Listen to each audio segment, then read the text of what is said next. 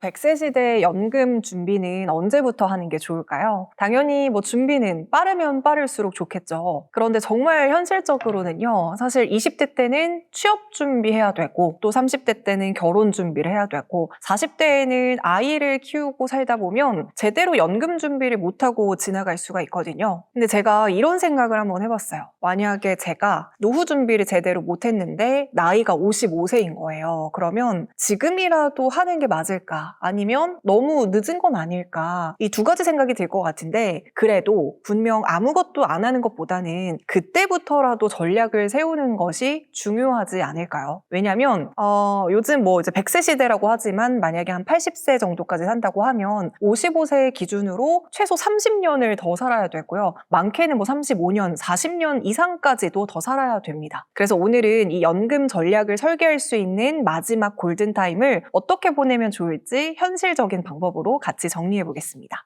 일단 연금은 크게 세 가지로 나뉜다는 거 알고 계시죠? 첫 번째로는 국민연금이 있고요. 두 번째로는 퇴직연금이 있고 마지막으로 개인연금이 있습니다. 일단 국민연금은 대부분 다 가입이 되어 있으시고요. 퇴직연금도 직장인이라면 DB형이나 DC형 이거 둘 중에 하나를 회사를 통해서 준비되고 있는 경우가 많습니다. 그럼 여기서 궁금한 부분이 바로 개인연금이실 것 같은데요. 개인연금에는 연금저축계좌랑 IRP 계좌 이렇게 두 가지로 나눠져 있습니다. 그럼 이 연금저축계좌랑 IRP 계좌랑 둘 중에 무엇이 더 좋은 걸까요? 사실 55세 기준에서는 둘 중 하나를 선택하는 개념이 아니라요. 어떻게 이 두 개를 조합하느냐가 훨씬 더 중요할 것 같습니다. 왜냐하면 각각의 계좌별로 특징이 조금 다르기 때문인데요. 자, 특징을 한번 살펴보도록 할게요. 일단 첫 번째 특징은 바로 세액 공제 한도입니다. 연금저축은 연간 600만 원까지 가능하고요. IRP를 추가하면 최대 300만 원까지 더 가능합니다. 그래서 합치면 600에 300, 그래서 총 900만 원까지 세액 공제를 받을 수가 있어요. 이 세액 공제율은 소득에 따라서 달라질 수가 있는데요. 총 급여가 5,500만 원 이하는 16.5% 환급을 받을 수가 있고요. 그 이상의 이제 연봉을 받는다라고 한다면 13.2%의 환급을 받을 수 있습니다. 자, 예를 들어서 연봉 7천만 원인 직장인이 연금저축이랑 IRP를 합쳐서 900만 원을 다 채워서 넣었다고 해볼게요. 자, 이 경우에는 연봉이 5,500만 원 이상이 되기 때문에 세액 공제율은 13.2%가 되겠죠. 자, 그러면 900만 원 곱하기 13.2%를 하면 약 118만 원 정도를 연말정산 때 그대로 돌려받을 수 있습니다. 만약에 이 연봉보다 소득 구간이 더 낮아서 16.5% 구간이라면 최대 148만 원까지 환급을 받을 수가 있는 거죠. 그래서 여기서 중요한 포인트는 연금 저축만 쓰면 600만 원까지 세액 공제를 받을 수가 있는데 만약에 IRP까지 함께 써주면 추가적으로 300만 원이 더해지기 때문에 추가적인 절세 효과를 더 가져갈 수 있습니다. 자, 여기서 끝이 아닙니다. 이 연금 계좌의 또 다른 핵심은 바로 과세 이연인데요. 자, 일반 주식 계좌에서는 배당을 받거나 하면 배당소득세와 같은 세금을 내야 합니다. 하지만 연금저축이나 IRP 계좌는 과세 이연이 가능하기 때문에 세금으로 나갈 돈까지 재투자가 가능하고요. 더불어서 나중에 연금으로 받을 때는 3.3에서 혹은 5.5% 이 수준의 굉장히 낮은 세율로 과세까지 가능합니다. 그리고 이 두 계좌는 투자 가능한 상품의 차이도 있어요. 일단 연금저축은 ETF나 펀드와 같이 투자 자유도가 IRP보다는 조금 더 높은 편이고요. 반면에 IRP는 일부 자산을 무조건 예금이나 채권과 같은 안전자산으로 반드시 구성을 해야 된다는 특징을 가지고 있습니다. 그래서 수익률만 보면 사실 연금저축이 더 유리해 보일 수 있지만 IRP는 안정성과 절세 구조에 조금 더 초점이 맞춰진 계좌라고 보시면 될 것 같아요. 자, 그리고 세 번째로는 중도 인출 그리고 해지 조건도 좀 달라요.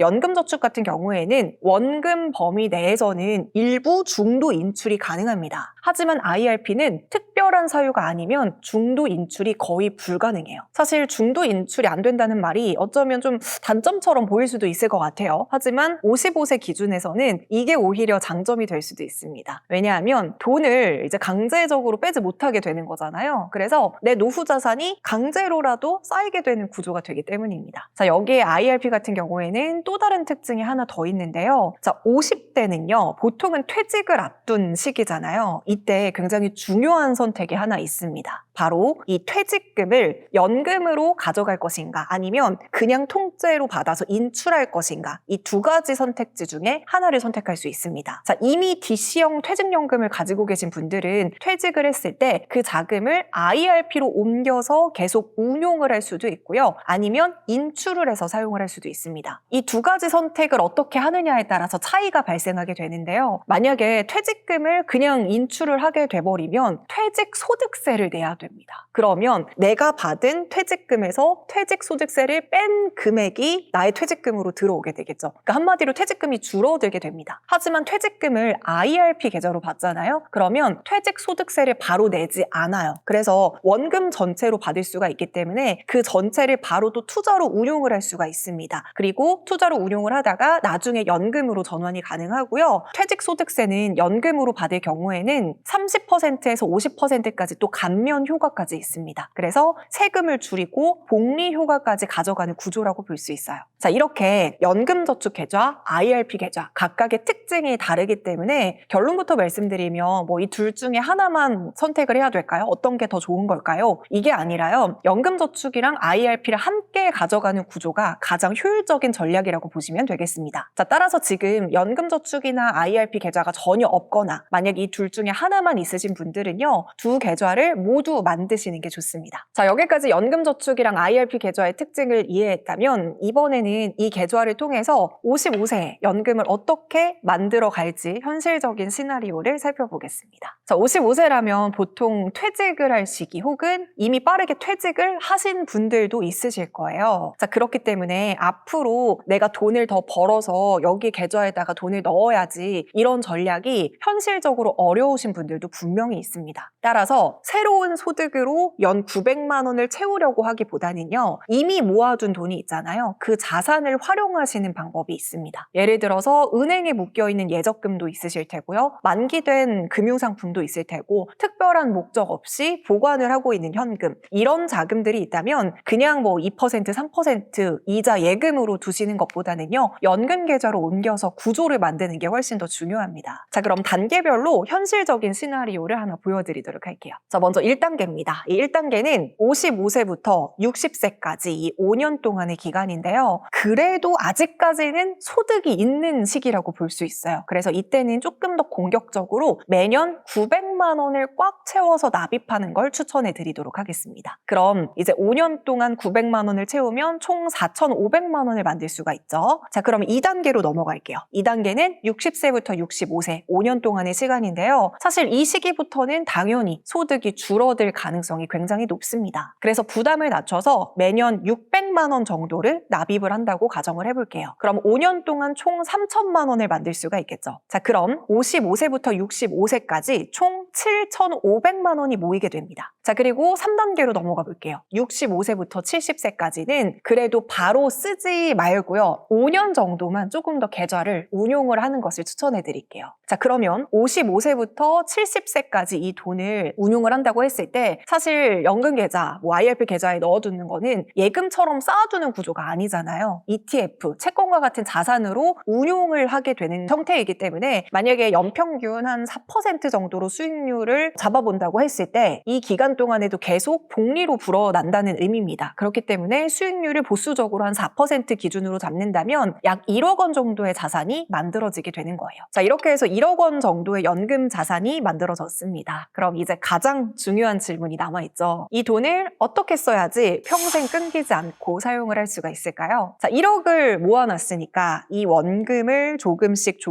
꺼내서 쓰면 되겠지라고 생각할 수도 있지만요. 사실 이렇게 꺼내서 쓰는 방식은 가장 빨리 돈이 사라지는 방법입니다. 그래서 필요한 개념이 바로 인출 전략인데요. 가장 기본이 되는 기준은 연 4%에서 5% 정도의 인출입니다. 자, 예를 들어서 1억 원이 있다고 가정을 했을 때 4%를 인출하면 연 400만 원이고요. 이걸 월로 계산해 본다면 매월 33만 원 정도 나온다고 보시면 될 것 같아요. 그리고 만약에 조금 더 퍼센테이지를 높여서 5%를 인출한다면 연간 500만 원을 꺼내서 쓰는 거고요. 월에는 약 42만 원 정도가 나옵니다. 자, 물론 50만 원대, 40만 원대 이 금액 자체만 보면 굉장히 작아 보일 수는 있거든요. 하지만 중요한 건 이 돈이 평생 평생 동안 나온다는 점이에요. 그리고 사실 이 금액은 단독으로 쓰는 돈이 아니라 여러분께서 뭐 국민연금, 퇴직연금 이런 연금과 함께 더해지기 때문에 실제로 국민연금이랑 퇴직연금을 같이 더해본다면 체감하는 현금 흐름은 훨씬 더 커집니다. 자, 그리고 여기서 한 가지 더 중요한 개념이 있는데요. 자, 예를 들어서 연금 계좌에 1억 원이 있어요. 이 1억 원을 계속해서 운용을 하실 거잖아요. 만약에 여기서 연 5%의 수익이 나면 1년에 500만 원을 벌게 되는 구조입니다. 그리고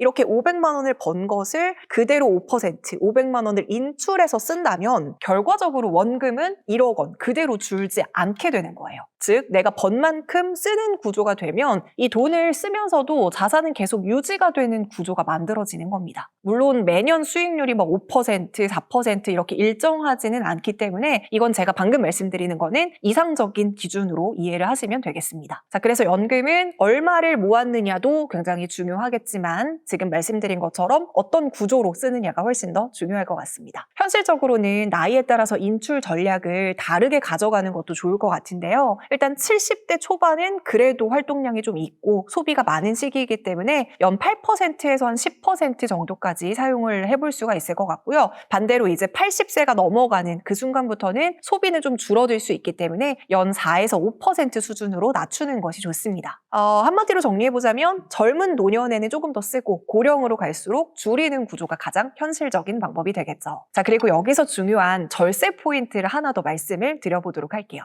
제가 앞에서도 말씀을 드렸죠. 연금저축이랑 IRP를 합쳐서 최대 900만 원까지는 세액공제를 받을 수 있습니다. 이렇게 말씀을 드렸어요. 근데 여기서 여러분들이 한 가지 더 아셔야 될 게 있습니다. 자, 900만 원을 초과해서 넣는 돈은 세액공제를 받지 않는 돈이 되겠죠. 왜? 900만 원까지 세액공제가 된다고 했으니까요. 그러니까 제가 만약에 연금 계좌에 1,500만 원을 넣었다라고 한다면 900만 원까지는 세액공제를 받게 되는 거고요. 나머지 600만 원에 대해서는 세액공제를 받지 않습니다. 그럼 나중에 돈을 내가 꺼내서 쓸 때는 세금 구조가 어떻게 될까요? 자, 세액공제를 받지 않은 600만 원은 그냥 내가 아무런 혜택을 받지 않고 넣은 원금이기 때문에 세금 없이 꺼낼 수가 있습니다. 그리고 이 돈은 연금 수령 한도에도 포함이 되지 않기 때문에 필요할 때 여러분들이 얼마든지 부담 없이 꺼내서 쓸 수 있는 자금이라고 보시면 돼요. 반면에 세액공제를 받은 900만 원과 그동안의 운용 수익 같은 경우에는요, 나중에 연금으로 받을 때 세금이 붙게 됩니다. 그래서 전략적으로는 세액공제를 받은 돈과 받지 않는 돈을 나눠서 관리하면 인출할 때 여러분들이 세금까지 조금 더 효율적으로 조절을 해볼 수가 있겠죠. 자, 그래서 지금까지의 내용을 쭉 정리해 보겠습니다. 연금은 뭐 연금 계좌, IRP 뭐 이렇게 딱 하나만 준비하는 것이 아니라 여러 개를 쌓아서 만드는 구조입니다. 가장 아래에는 국민연금이 있을 테고요. 그 위에는 퇴직연금이 올라가 있고 그 위에는 개인연금, 즉 연금저축이랑 IRP가 더해집니다. 그리고 상황에 따라서 뭐 주택연금까지 더해지면 이게 바로 노후를 지탱하는 하나의 구조가 될 수가 있거든요. 그래서 지금부터 준비하면 노후는 불안한 시간이 아니라 충분히 바꿀 수 있는 선물 같은 시간이라고 보시면 됩니다. 그래서 오늘 이 이야기가 여러분들의 노후를 준비하는 데 작은 시작이 되었으면 좋겠습니다. 그럼 오늘 영상은 여기서 마무리할게요. 안녕.